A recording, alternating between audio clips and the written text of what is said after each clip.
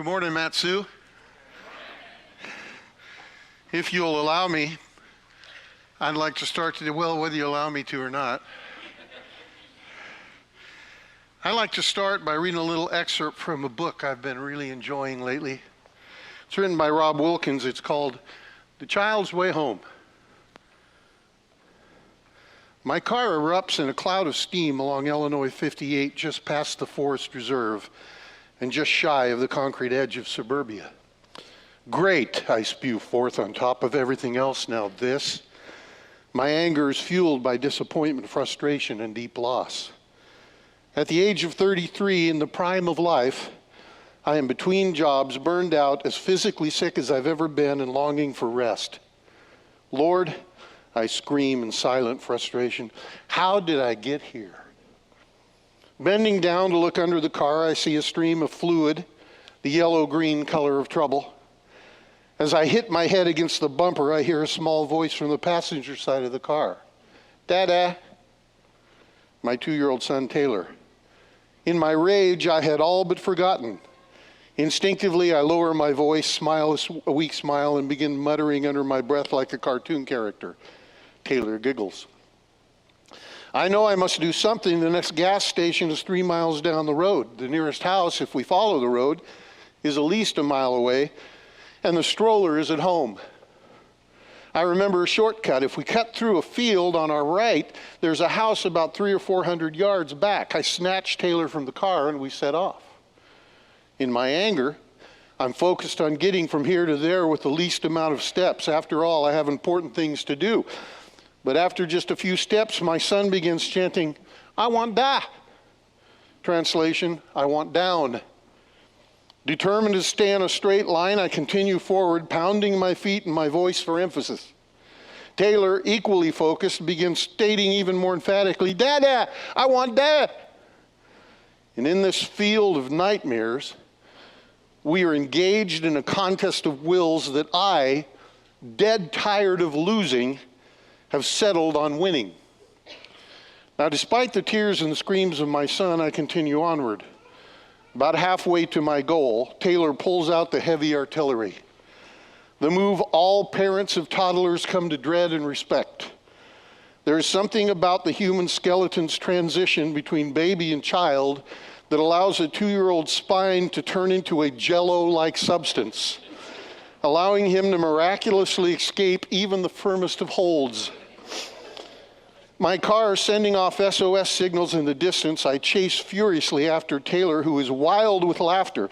Even the sternest of reprimands can't break into his joy or cut short his gallop. It dawns on me that when it comes to this kind of fun, my son means business. The scene repeats itself. I run after Taylor, catch him, pick him up firmly, and begin moving again from the point A to point B. Taylor cries, works him up to a certain point, a frenzy, turns his back into jello, escapes and runs zigzag in the circle of his laughter. After 3 or 4 encores, I'm out of breath, out of will, and nearly out of my mind. Overwhelmed with exhaustion, frustration, and an in-the-bone weariness of life, I sink to the ground. For the next 10 minutes, Taylor does somersaults, runs up the hill, down the hill, up the hill, and down the hill, stops to carry on a conversation of gibberish with an aunt or two, dances, falls, giggles, smells a flower, watches a jet paint on a bright blue spring canvas of a sky, and not even once does he think about what he's doing and what complete misery he's causing me. Clearly, I think to myself, Taylor has a lot to learn about priorities. Here he is, running aimlessly back and forth in the middle of an abandoned field after scattered dandelion seeds, alternating between screaming at the top of his lungs and laughing so hard I think he will never catch his breath, while I alone know that getting home means making our way to the nearest phone. But children often have a far different sense of direction. With Dad, a spring sky, a field of grass, and a few bugs, a child's way home is more the motions of trust, wonder, and faith, not in moving specifically east, south, north, or west. Home in a child's mind will just happen. It always does. And although I try to hold on to my anger, my priorities, and my desire to fix whatever's wrong, even I, deep into my broken adult life, am not immune to the galloping giddiness of my son. Such a love of life is infectious. When he runs to the bottom of the hill, puts his head on the ground, and looks back at me through his legs, I crack a smile. After repeating this action 50 times or so, each one punctuated by an attack of the giggles, I start to laugh. Finally, I join him in his madness. For all the passing world to see, we must seem out of our minds as we lose ourselves in ladybug finger dances, sloppy somersaults, dizzy circles of laughter, crooked lines of discovery, the random and chaotic movements of grace. A green crack in time, the unhurried budding of eternity has occurred along Illinois 58.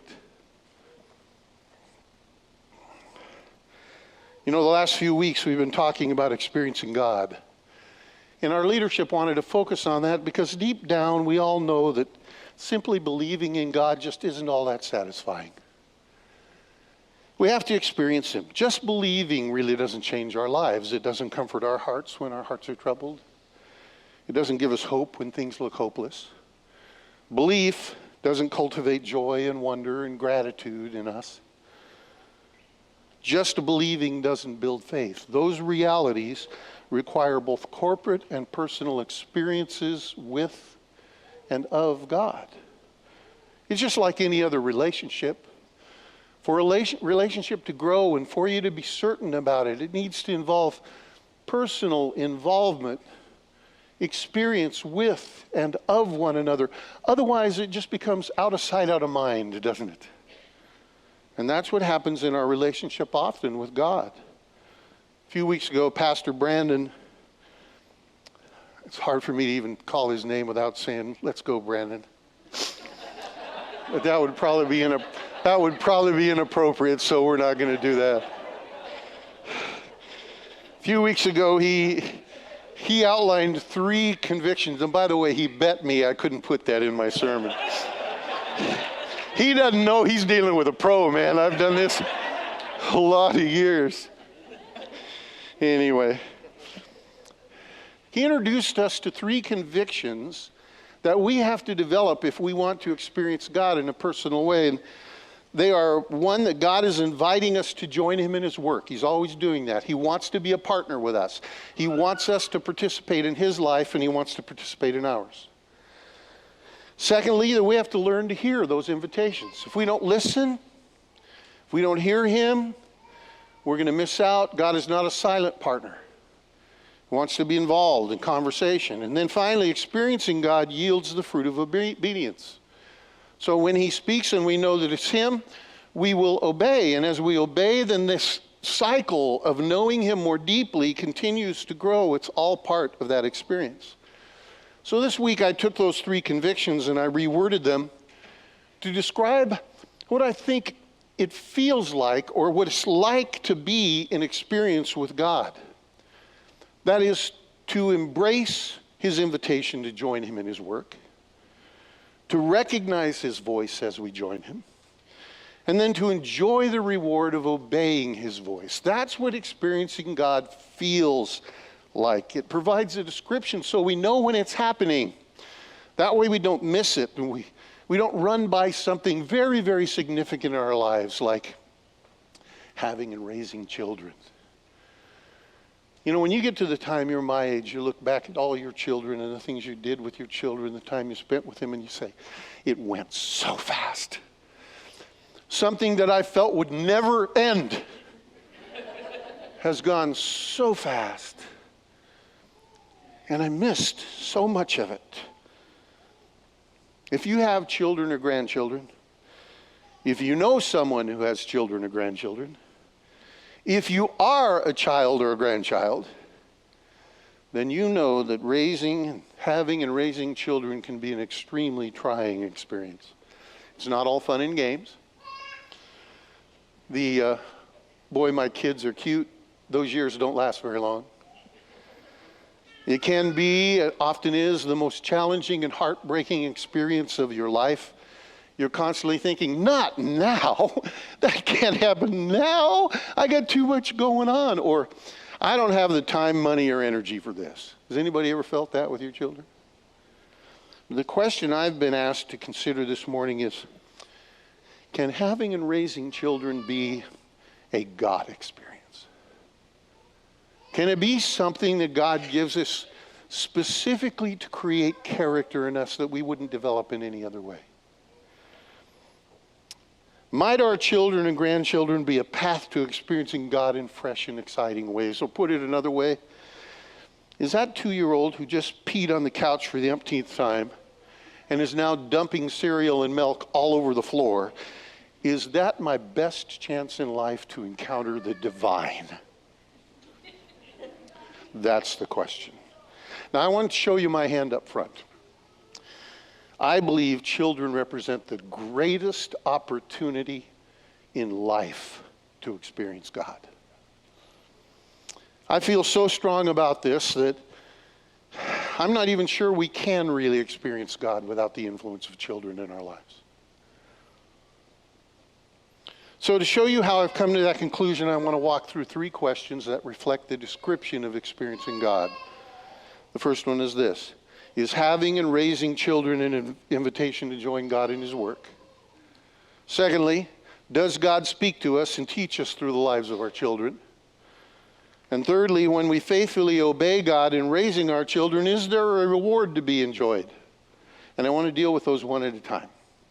First of all, is having and raising children an invitation to join God in His work? Answer that. Let's go back to the beginning, Genesis chapter 1, verses 26 through 28.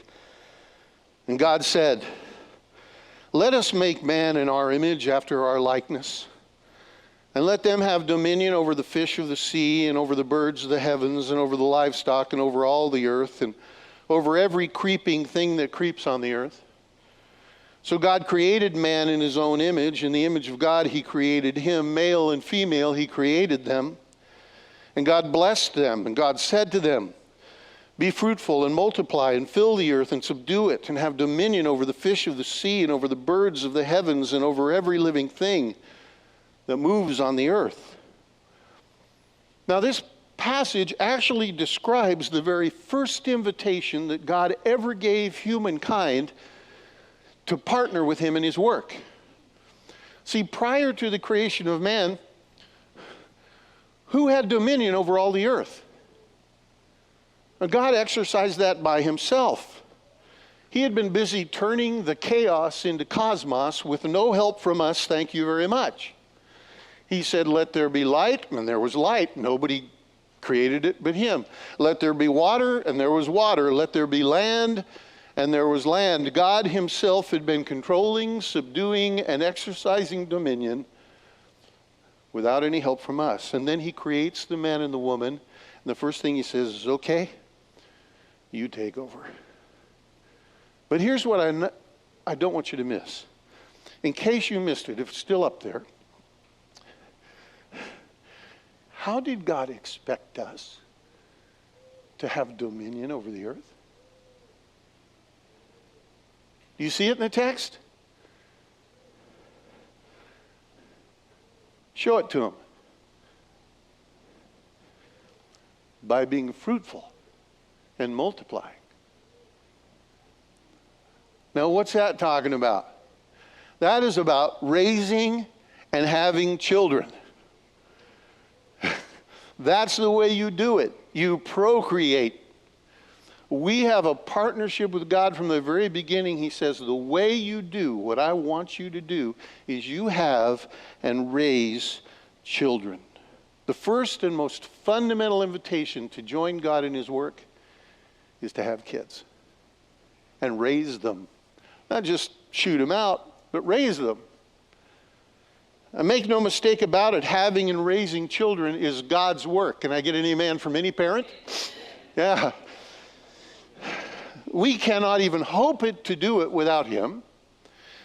And the remarkable thing is, He has chosen not to do it without us. So this is a partnership. God's plan has always been to save the world through the child. To save the world through the child. And those we think of as our children, they're not our children at all. They belong to him. They're his kids. He takes them very seriously. In Psalm 78, the psalmist says, He, that is God, established a testimony in Jacob and appointed a law in Israel, which he commanded our fathers to teach to their children. Why? That the next generation may know them, the children yet unborn, and arise and tell them to their children, and that they should set their hope in God and not forget the works of God, but keep his commandments. Children are all on purpose. We are the stewards of them. They belong to him. They're part of his plan. And our job is to assure that they understand who he is, experience him, and trust him. That's what we're called to do. Now, Jesus didn't have any children. He wasn't married. Didn't have raised children of his own. But he certainly placed an extremely high value on children. In Matthew 19, verses 13 through 15, it says that the children were brought to him, that is to Jesus, that he might lay his hands on them and pray. And the disciples rebuked the people. Don't bother him with those children. But Jesus said, Let the little children come to me, do not hinder them, for to such belongs the kingdom of heaven. And he laid his hands on them and went away. He also taught that the way we treat children, he takes very, very personally. He saw all children as his children. Matthew 18, Whoever receives one such child in my name and receives me. But whoever causes one of these little ones who believe in me to sin, it would be better for him to have a great millstone fastened around his neck and be drowned in the depth of the sea. In all of human history, there is no greater or more clearly extended invitation from God to join him in his work than the invitation to have and raise children. God has placed the fate of the world squarely on our partnership with him in this particular effort. That's why I say we cannot learn to experience God without the influence of children. God is all about children. And you may be here and maybe you can't have children. You'd like to have children, but you can't have. But you know there's a world full of children around us. And by the way, they don't belong to us anyway. Your kids are as much my kids as they are yours. I'm not paying for their college education, but they're all God's kids. And our job is to become a community that raises those children in such a way that they come to know and to trust the God who is not silent. And that brings us to our second question. Does God speak to us and teach us through the lives of our children? Well, I don't know about you, but I've learned more things from my children and grandchildren than I can count. For example, before we had children, I honestly believed it was possible to childproof a house. Without children, I wouldn't know that if you spray hairspray on a dust bunny and you run over them with roller blades, they can ignite. I wouldn't know that Legos will pass through the digestive system of a 4-year-old, but Duplos will not. I wouldn't know that when you hear the toilet flushed, along with the words, "uh-oh, it's already too late." I wouldn't know that the words Play-Doh and microwave should never be used in the same sentence. Or that if you hook a dog leash over a ceiling fan, the motor is not strong enough to rotate a 42-pound boy wearing Paw Patrol underwear and a Superman cape. It is, however, strong enough to hit a baseball through a double-pane window. Finally, I've learned that you probably don't really want to know what that odor is. Children can be unbelievably frustrating. They are an interruption in almost everything when it comes to life. Yet God uses even the most frustrating thing to teach us what I think is the single most important lesson that we can learn from our children. Jesus sums it up in Matthew 18, 1 through 3. At that time, the disciples came to Jesus saying, "Who is the greatest in the kingdom of heaven?" And calling to him a child, he put him in the midst of them and said, "Truly I say to you, unless you turn and become like little children, you will never enter the kingdom of heaven." You will never experience God's kingdom unless and until you turn and become like a little child. What does that mean? Literally, the text says, repent or change. Become like your 3-year-old. Well, let me make 2 observations from this statement of Jesus. One is the statement itself. Another is a logical flow from it. First, from the statement itself, and I've already made this point, but I repeat it for emphasis. To experience God in the richness of his kingdom, Jesus says, we must change and become like little children. Okay?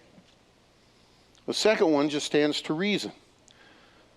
That if children are the experts in being children, then children are the only ones that can teach us how to be like children.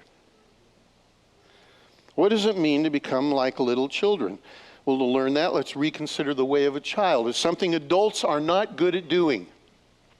We are too busy, too serious, and too achievement-oriented. We tend to make one of 2 adult mistakes. They're sort of equal or opposite errors. First, some adults get childlikeness mixed up with childishness. In this passage, they might use it as an excuse to never grow up, stay in Never Never Land. Choosing never to leave childhood, we remain self-indulgent, narcissistic. If we don't want adult responsibility, we try to avoid it, and life becomes a series of disconnected events centered in self. It's free from any authority, seeking only to seize the day, right? Playing the odds in any given moment, hoping that it'll be a payoff of some kind of happiness. So we do this and we do that. We turn to drugs or work or alcohol or investments or gambling or any number of addictions just because we're looking for something that'll give us a sense of joy and freedom. Potential is always there for these people, and it always surfaces. It's birthed, and yet they don't have any discipline. So because of that, it turns into chaos in their lives. They are carefree, individualistic slaves to their own decisions and desires. For them, responsibility takes all the fun out of life.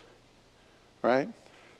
You know people like that. Jesus could not be meaning that when he said we must become like little children, because all of Scripture teaches the opposite. Look at Ephesians chapter 4, 11 through 16. He gave the apostles, the prophets, the evangelists, the shepherds, and teachers to equip the saints for the work of ministry, for building up the body of Christ until we all attain to the unity of the faith and the knowledge of the Son of God, to mature manhood, to the measure of the stature of the fullness of Christ, so that we may no longer be what? Children, tossed to and fro by waves and carried about by every wind of doctrine, by human cunning, by craftiness and deceitful schemes. Rather, speaking the truth in love, we are to grow up in every way into him who is the head, into Christ, from whom the whole body, joined and held together by every joint with which it is equipped, when each part is working properly, makes the body grow so that it builds itself up in love. This speaks to abandoning the foolishness of childishness and the selfishness there. It speaks of a maturing community. So clearly, being like children doesn't mean being self-centered and childish. We're not to remain that way. It gets even a little more serious later in Ephesians 5. Look carefully then how you walk, Not as unwise, but as wise, making the best use of the time, because the days are evil. Therefore, do not be foolish, but understand what the will of the Lord is. We live in a dangerous world. Don't be naive, it says. Don't be foolish. Be careful how you live. Not carefree. Life is serious business. So that tempers that childishness. But the other mistake adults make is they go too far with it. It's possible to take this idea of self too seriously and this walk that we're living in life as if it all depends upon us. That's the equal and opposite mistake. We give up on the value of childhood altogether, and choosing to leave it, we become self-righteous. Those are who make a choice to discard childhood. Never going to be a child again, or they grow up too quick, and in doing that they strip themselves of qualities like trust, imagination, humility, openness. These are marks of a child. We're left only with the tools of adulthood, the hammer of logic. Well, I've lived there, haven't I, honey? The nails of words, the unforgiving fire of ambition, the life-sucking attitude of cynicism. Somehow we lose the wonder and the trust. We are so serious about discipline and achievement and control. We can't even tolerate any chaos or a sense of the unknown. It blows us away when things are not predictable. We have to prove ourselves capable and right in the world that we live in. When Jesus spoke about being like a child, there were two different audiences he said that to. One was the Pharisees, who were addicted to control and predictability. The other was the disciples, who wanted to know who was the greatest in the kingdom. They wanted to be first in line. Pharisees wanted to be controlled. The disciples wanted to be first in line. And here's what I want you to hear. Those sorts of things, the need to control and to be greatest and achieve, those sound more like things we try to teach our children than what our children are trying to teach us. Isn't that right? So, what is the child's way? Simply stated, I'll describe it this way. Life just happens to children. It's not something they create or control for themselves. For children, life is not a goal to be achieved. It's a gift to be received. And they know it.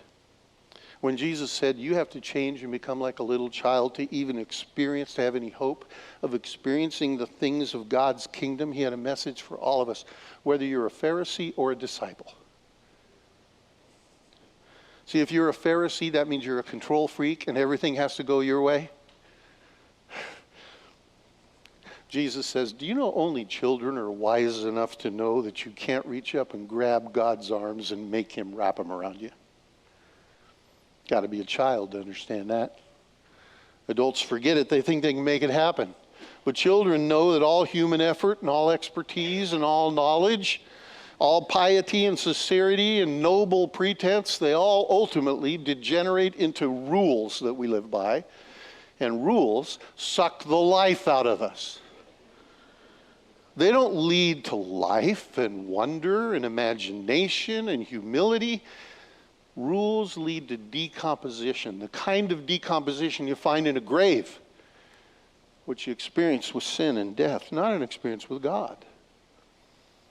That was his message to the Pharisees. To the disciples, the ambition freaks among us, who've always got to be first in line, you got to set the curve. Number two, you know the old saying in Alaska, the number two dog has the same view all the time. Right? Jesus has another message. Basically, he says your ambition is great. To be great is childish. It's not childlike. You need a new attitude, an attitude of helplessness and humility and openness and dependence because that's who experience God. Blessed are the poor in spirit, for theirs is the kingdom of heaven. Blessed are the meek, for they shall inherit the earth. You have to understand that the life God gives is just that. It's a gift. You can't earn it, deserve it, or achieve it. You can't wrestle Him for it.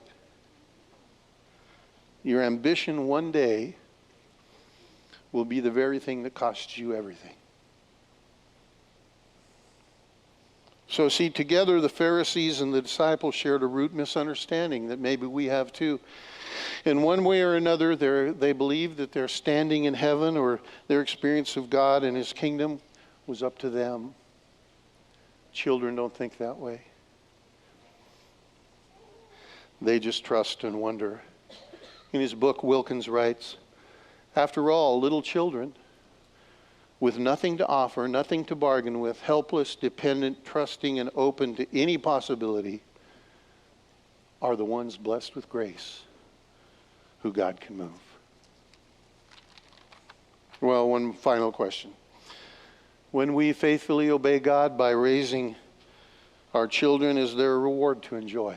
Now, let me just say on the front end that I'm going to suggest that faithfully obeying God means cultivating the characteristics in our children that God has already hardwired in their childlike DNA. The things we try to break them of.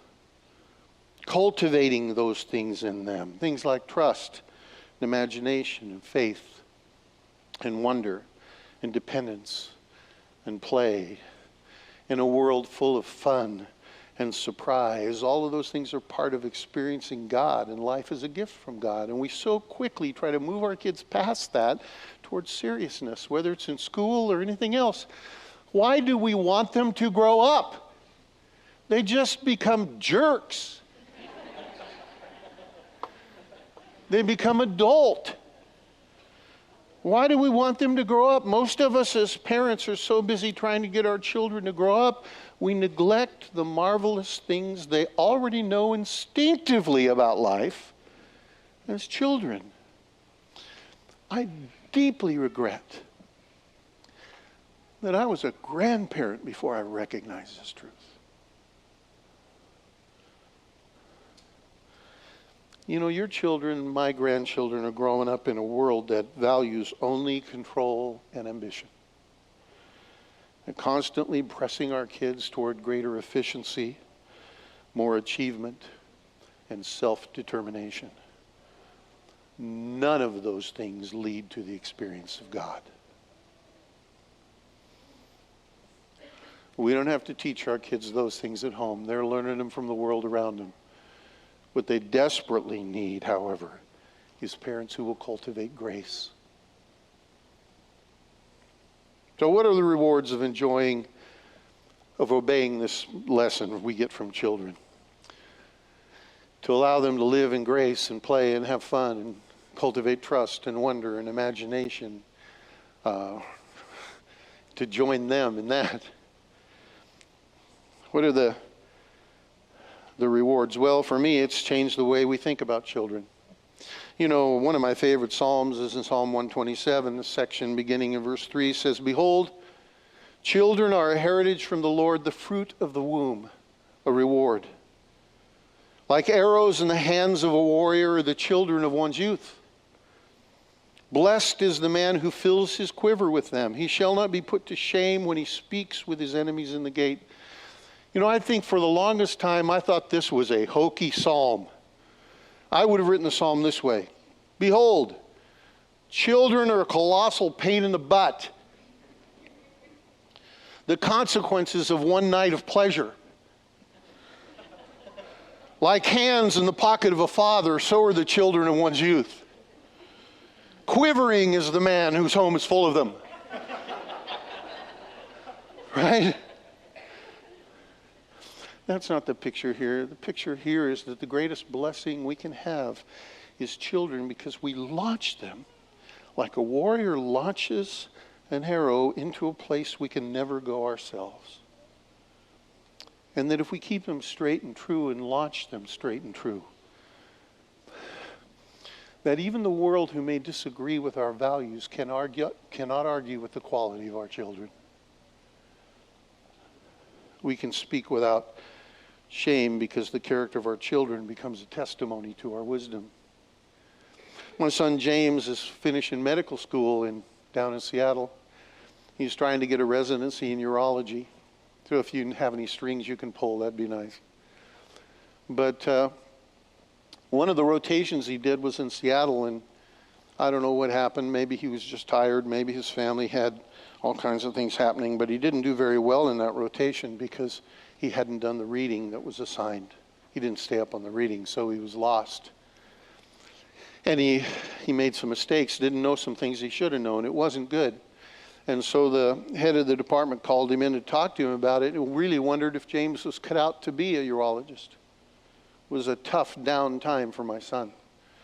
He goes in and the guy says, I don't understand why you haven't done any well. Have you been doing the reading? And my son, contrary to all kinds of things we might think people would say, he said, no, I haven't done it at all. I've neglected it. I've been irresponsible in that. I chose to focus on my family, and frankly, I was just tired. I really haven't done what I was responsible to do, and I apologize. And the guy said, if you'd have said anything other than that, you'd have never gotten a recommendation from me. But see, there's something about a little boy growing up in a world where truth is honored that becomes a part of his character. I'd love to meet that guy from the Seattle Medical School someday, just shake his hand, because you know what? My son's glory is my glory. Does that make sense to you? That's what the next verse says. Grandchildren are the crown of the aged, and the glory of children belongs to their father. I'm just learning this one. The grandchildren are the glory of old age. It's so fun to celebrate with them. And Kathy and I, we have to be careful what we celebrate, because we'll go to the little podunk little achievement award ceremonies, where they get little ribbons and everybody gets one, and the participation ribbon, I hate them. If we're going to go achievement, let's go achievement, for crying out loud. Don't go halfway. But we celebrate that and take pictures, but more importantly is if they see us celebrating aspects of their character. Boy, what you just drew on that paper is so imaginative. Tell me about that little dot right there. Oh, it's a person. Okay. And we build that imagination. We play with them. Maybe the Apostle John said it best when it comes to reward in his little letter to his friend and disciple Gaius. He says, the elder to the beloved Gaius, whom I love in truth. Beloved, I pray that all may go well with you and that you may be in good health, as it goes well with your soul. For I rejoiced greatly when the brothers came and testified to your truth, as indeed you are walking in the truth. For I have no greater joy than to hear that my children are walking in the truth. Well, that brings me to my Matsu challenge. This week, I want you to take 1 hour away from your busy, adult, so important, priority, agenda-driven life and just watch a small child play. But try to enter their play space. Play with them if you can. No agenda, just play. If you're not able to play with them, maybe it's somebody else's child on a playground, probably going up and playing with them may be a mistake.